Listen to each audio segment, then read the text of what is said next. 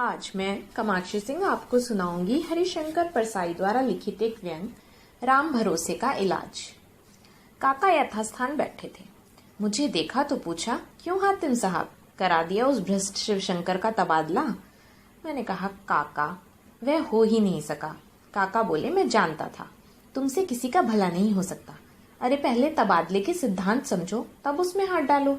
देखो साहब, जब खुद तबादला करता है तब वह दंड होता है, पर जब किसी की प्रार्थना पर करता है तब वह कृपा होती है। कृपा करने का कोई नियम शासन में नहीं है, पर सजा देने की छूट है।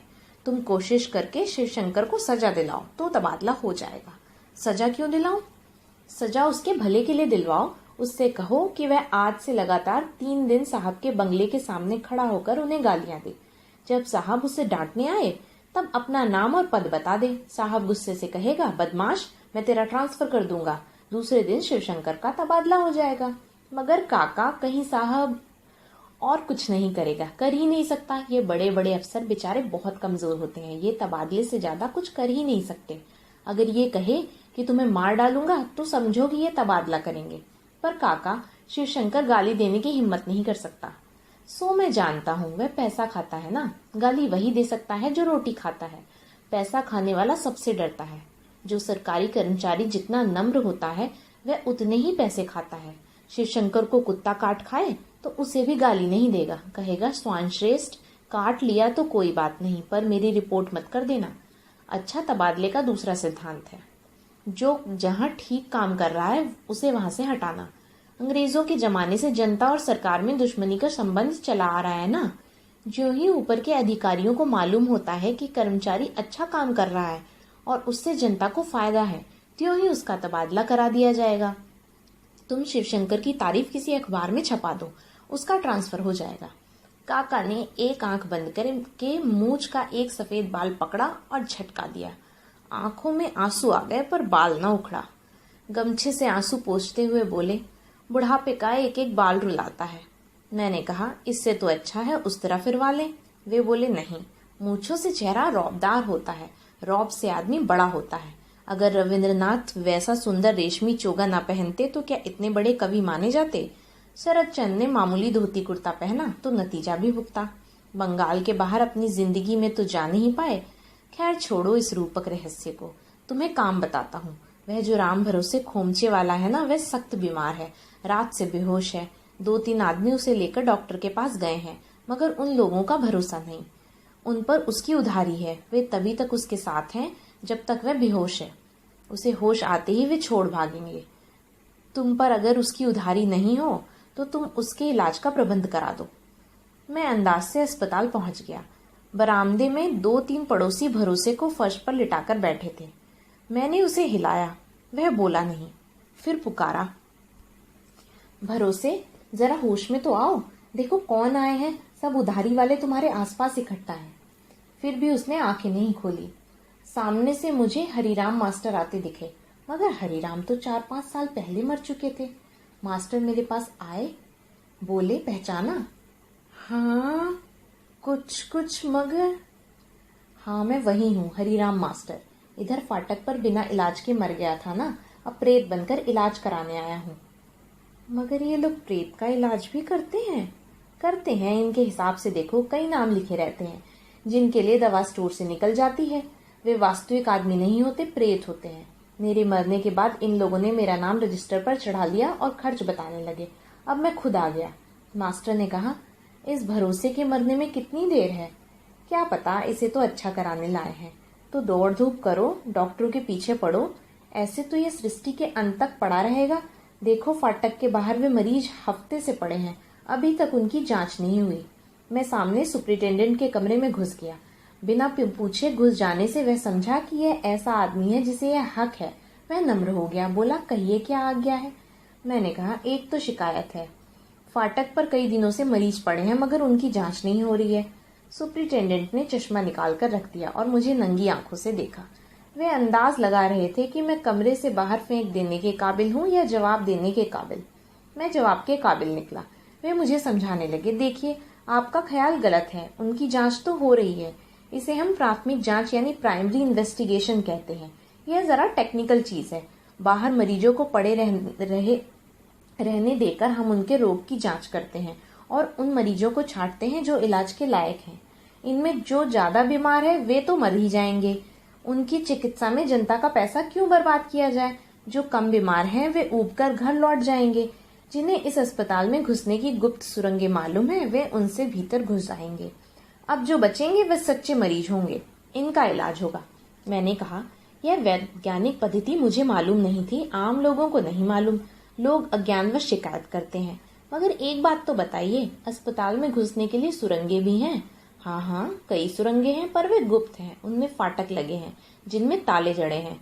तो उनमें कैसे घुसा जाता है, यह रहस्य है।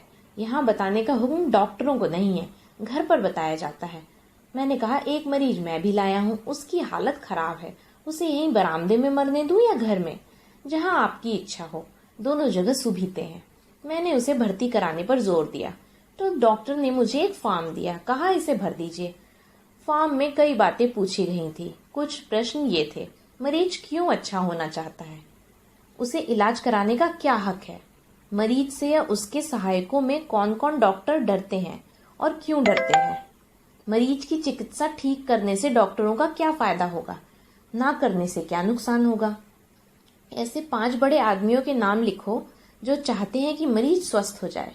मरीज का पॉलिटिक्स क्या है? और प्रश्नों के जवाब तो जैसे तैसे मैंने लिख दिए, पर आखिरी सवाल पर अटक गया, भरोसे का क्या पॉलिटिक्स है? मैंने डॉक्टर से कहा, यह आदमी खोमचा लगाता है, इसका क्या पॉलिटिक्स? डॉक्टर ने कहा, होता है, कीड़े और चींटी तक का पॉलिटिक्स होता है, पर वह तो बेहोश है, उससे तो पूछा नहीं जा सकता। तो अपना पॉलिटिक्स लिख दीजिए।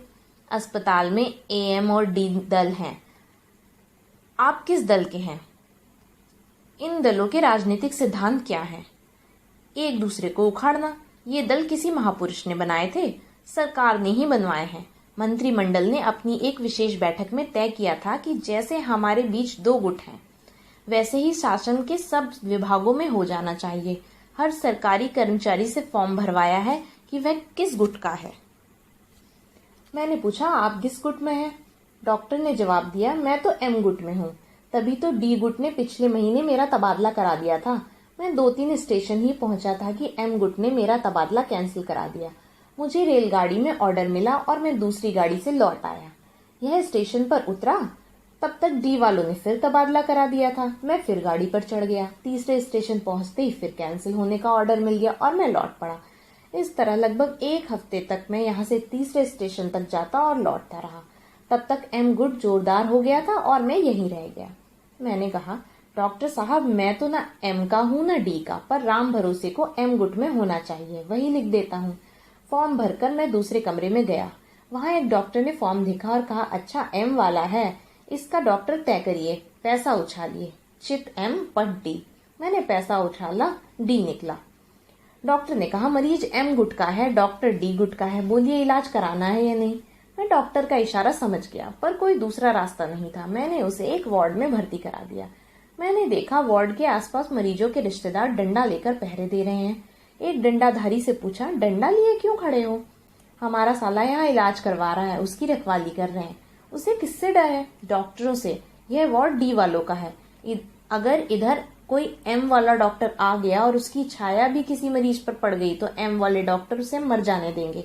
इसलिए जब कोई M वाला डॉक्टर इधर आता दिखता है, हम लठ घुमाने लगते हैं और वह भाग जाता है। मैंने उससे कहा, भाई 7 नंबर में एक गरीब आदमी पड़ा है, उसकी तरफ से लठ उठाने वाला कोई नहीं है, तुम उसे भी डॉक्टरों से बचाना। लठधारी बोला, आप बेफिक्र रहिए, उसका कोई डॉक्टर बाल बाका नहीं कर सकता। 3-4 दिन बीत गए, भरोसे की हालत बिगड़ती ही गई। वह कराहता तो उसे डांट पड़ जाती, ए बुड्ढे क्यों हल्ला करता है? वह चुप हो जाता। इसे डॉक्टर सुधार कहते थे। 5वें दिन मैंने डॉक्टर से कहा, इसकी हालत अब कैसी है, सुधार हुआ है? मुझे तो और बिगड़ी नजर आती है। बिगड़ना भी तो सुधार है, जैसी हालत में आया था वैसी तो नहीं है, यही सुधार है। पर यह सुधार तो मौत की तरफ जा रहा है। डॉक्टर दार्शनिक हो गया, बोला, मौत तो जीवधारी का सबसे बड़ा सत्य है। देह नाशवान है, आत्मा अमर है। आत्मा को टाइफाइड नहीं होता। अगर यह शुद्ध आत्मा हो जाएगा तो कभी इसे रोग नहीं होगा। मैंने कहा, सुना है यहाँ डॉक्टर सिन्हा इस रोग के विशेषज्ञ हैं, उन्हें मरीज को दिखा दीजिए ना। डॉक्टर ने कहा, नहीं नहीं, यह तो नीति विरुद्ध होगा। गीता में भगवान कृष्ण ने कहा, स्वधर्म मरणयम श्रेय परधर्मम भयावह। अपने डॉक्टर के हाथ से मरना अच्छा, पर दूसरे डॉक्टर के हाथ से बचना भी अच्छा नहीं। नहीं भाई, मुझसे धर्म विरुद्ध काम नहीं होगा। मैंने कहा, पर यहाँ भी तो उसका इलाज ठीक ढंग से नहीं हो रहा है, कोई उस पर ध्यान ही नहीं देता। डॉक्टर ने समझाया, खोमचे वाले का इलाज तो खोमचे वाला सरीखा ही होगा, कोई मिनिस्टर या रईस तो है नहीं। डॉक्टर के तर्क काट्य थे। भरोसे ने बीमार पकड़कर गलती की। यह तो सही है, उसके पास बताने के लिए सिर्फ गरीबी थी। इस गरीबी से आखिर कितना इलाज होता। एक डॉक्टर के बारे में सुना था कि वह बड़ा ईश्वर भक्त है, सुबह शाम पूजा करता है। वह शायद राम भरोसे पर ध्यान दे। यह सोचकर मैं उसके बंगले पर पहुंचा। वह पूजा कर रहा था। सोचा, पूजा के ठीक बाद जब उसका मन पवित्र होगा, मैं राम भरोसे के लिए दया मांगूंगा। पूजा का कमरा पास ही था और मैं उसकी स्थिति सुन रहा था। दीन बंधु कृपालु भगवन हरण भव भय दारुणम। फिर मेरे कानों में ये शब्द पड़े, हे भगवान करुणा निधान, तू सब भक्तों पर कृपा करता है, मुझ शूद्र भक्त की भी एक प्रार्थना सुन ले। हे दीन बंधु, तू वार्ड 3 के 7वें नंबर के मरीज को इस दुनिया से उठा ले। मैंने सुना तो सन्न रह गया। यही तो राम भरोसे के बेड का नंबर था। डॉक्टर बाहर आया तो मैंने कहा, आप उस मरीज को क्यों मारना चाहते हैं? डॉक्टर ने जवाब दिया, मैं एम गुट का हूँ। वह डी गुट वाले डॉक्टरों के चार्ज में है। अगर वह मर गया तो डी वाले बदनाम होंगे और मैं उनकी इंक्वायरी कराऊंगा। मैंने बंगले के बाहर आकर सोचा, अस्पताल जाऊं या नहीं, राम भरोसे को वहां से बाहर निकालूं या पड़ा रहने दूं। मैंने तय किया कि मुझे घर लौट जाना चाहिए। राम भरोसे को उसके भगवान के सुपुर्द कर देना चाहिए। आदमी उसके लिए कुछ नहीं कर सकता। धन्यवाद।